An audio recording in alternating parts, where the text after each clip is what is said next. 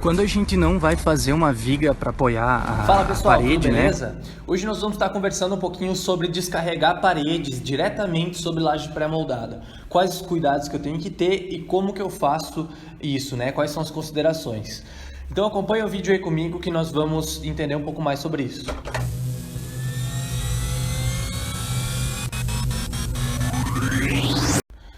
Fala galera, então recentemente nós postamos no Instagram um videozinho mostrando, né, lá na obra mesmo, eu vou mostrar aqui para vocês daqui a pouco mais, sobre como eu trabalho quando eu vou descarregar paredes sobre a laje pré-moldada, né?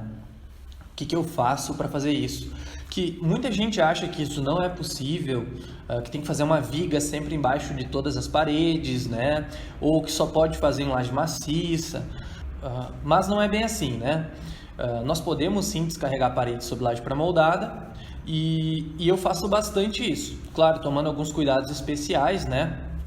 Que eu vou mostrar aqui para vocês. Como por exemplo, eu posso mostrar para vocês esse projeto aqui, tá? Esse projeto, ó, olha aqui quanta parede eu tenho descarregando sobre a laje pré-moldada, né? E você poderia me perguntar por que eu não usei uma parede, uma viga aqui, outra aqui e outra aqui, né? Para segurar todas essas paredes aqui que estão sobre a laje, né? E você consegue perceber que olha quanta viga eu ia ter que estar fazendo só para segurar uma parede, né? Quanto peso próprio a mais eu ia somar para a estrutura, quanto eu ia gastar a mais fazendo vigas. Claro, além do fato da questão executiva, né? Tem que estar armando vigas, subindo vigas, né? Então vamos lá. Primeiro, deixa eu comentar sobre esse projeto, né? Para que ninguém fale da minha concepção estrutural, o que está acontecendo com essa concepção, esses pilarzinhos desse tamanho, a viga desse outro tamanho, né?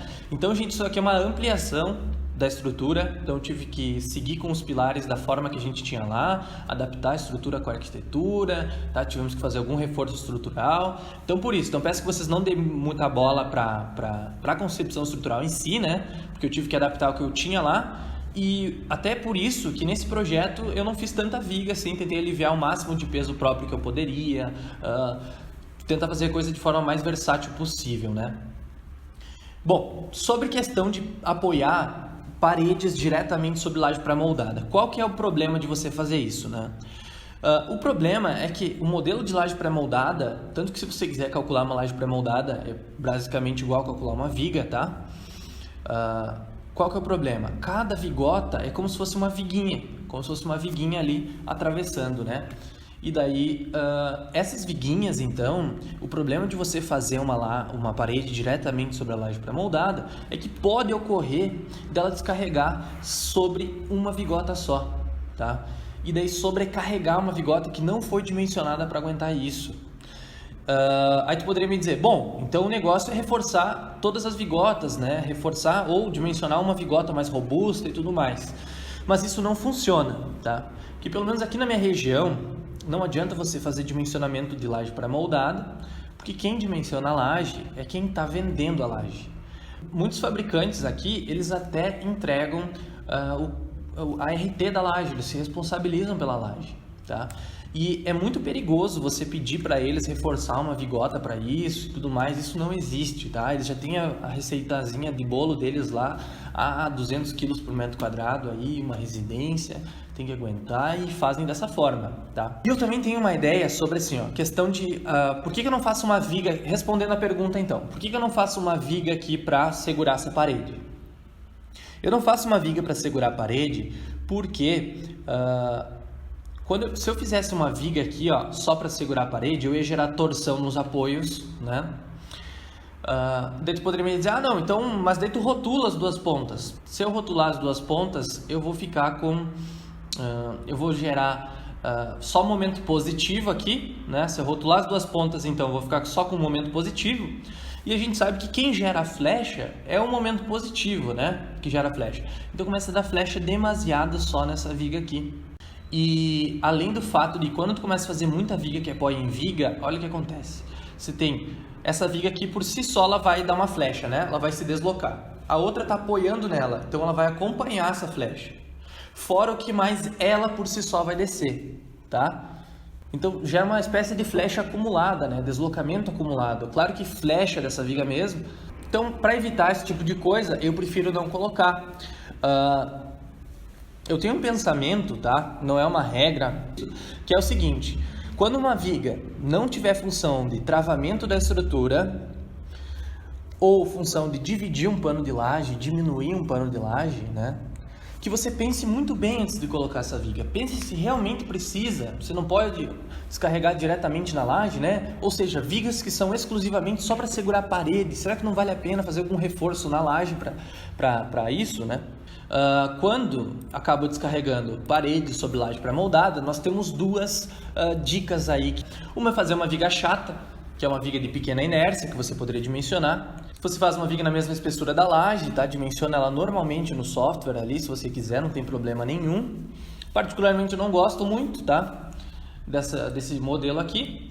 E o outro modelo é de forma empírica mesmo, você dupla a vigota, tá?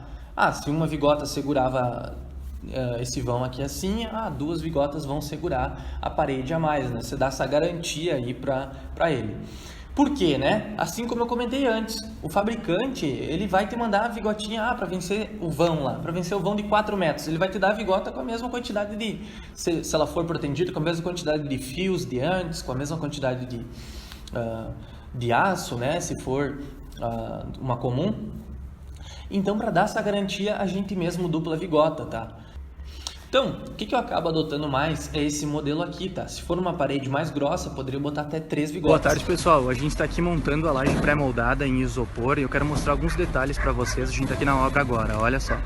Quando a gente não vai fazer uma viga para apoiar a parede, né? Ou seja, a gente vai fazer a parede direto sobre a laje, de forma empírica, aqui a gente dupla as vigotas, ó, para garantir que essa sobrecarga não vai sobrecarregar uma vigota exclusiva. A gente sabe que os esforços nos elementos de estruturas, eles se redistribuem. Eu não tô te dizendo que se tu colocar a parede aqui, ó, só com uma vigota essa laje vai cair. Mas é mais para dar uma garantia extra na laje, tá? De que, além do fato de sobrecarregar uma vigota, isso de sobrecarregar uma vigota é estranho falar, porque isso é muito difícil de acontecer, porque os esforços se redistribuem, tá? Isso aqui vai trabalhar como um todo, na verdade. Mas beleza, além desse fato de poder sobrecarregar uma vigota, você tem o fato de, olha, de repente essa laje é muito fraca para essa sobrecarga com esse vão. Então, para isso, você dupla a vigota. Então, não tem problema, porque é difícil, durante a construção, você ter certeza de onde vai ficar a parede. Mas e se a parede ficar aqui do ladinho, ó, fica aqui em cima do enchimento, ó, fica aqui a parede? Tem problema? Não tem problema, não precisa esquentar. Você duplou a vigota aqui, você garantiu essa força extra para a laje, tá? A laje não vai estourar uma vigota para a laje cair, provavelmente a laje inteira estoura. Tá?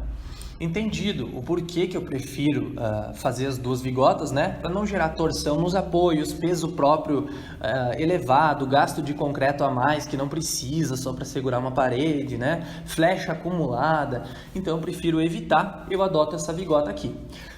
Entendido? Se você entendeu, deixa eu te mostrar como que eu detalho isso para a obra, tá? Aqui tem a prancha, ó, da obra.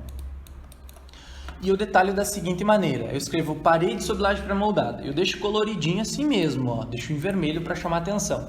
Coloco essa figura aqui, tá? Você encontra essa figura na internet, aí eu tenho certeza, se você digitar no Google. E aqui eu coloco, ó, para mim me lembrar depois na hora de encomendar a vigota, se eu for o responsável pela execução, e também para chamar atenção. Encomendar junto ao fabricante uma vigota a mais para as lajes tal, tal e tal. E daí aqui tá elas, ó, tá? Aqui tá as lajes. Quando a parede tá no sentido transversal da laje, aí não tem tanto problema, porque ele distribui bem na laje, tá? Então, um dos problemas, como eu disse, não necessariamente esse é o maior problema, mas um dos problemas é sobrecarregar uma vigota, né? Então, quando a parede está nesse sentido aqui, ó, transversal, não está paralela a uma vigota, né? Está transversal à vigota, está perpendicular a vigota, então não tem tanto problema, porque vai distribuindo bem na laje. Claro que você tem que tomar o cuidado, porque não é só um problema de sobrecarregar uma vigota. Às vezes a laje é muito fraca mesmo, porque o fabricante diz, uma laje para vencer esse vão é tal, né? E não está contando que vai ter essa sobrecarga. Então, quando for transversal, eu te digo, é um fabricante confiável, que você confia? Fica tranquilo, tá? Não, é um fabricante que eu não confio. Não confio na laje dele, é um fabricante assim que a gente diz de fundo de quintal, né? Então bota mais uma vigota bem no meio aqui para reforçar na zona do momento fletor ali. Bota dupla vigota no meio, se for transversal, né? Então a parede estaria assim, tu bota uma vigota mais aqui, uma encostadinha na outra, beleza?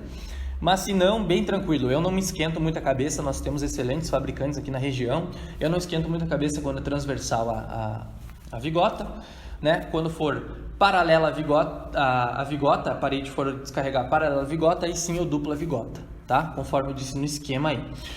Foi uma dica rapidinha aí, né? Mas para entender então como é que, o porquê que eu faço dessa maneira e como que eu detalho para ir para a obra, né? Espero que ajude muitos de vocês aí e qualquer dúvida estamos aí à disposição, né? Muito obrigado.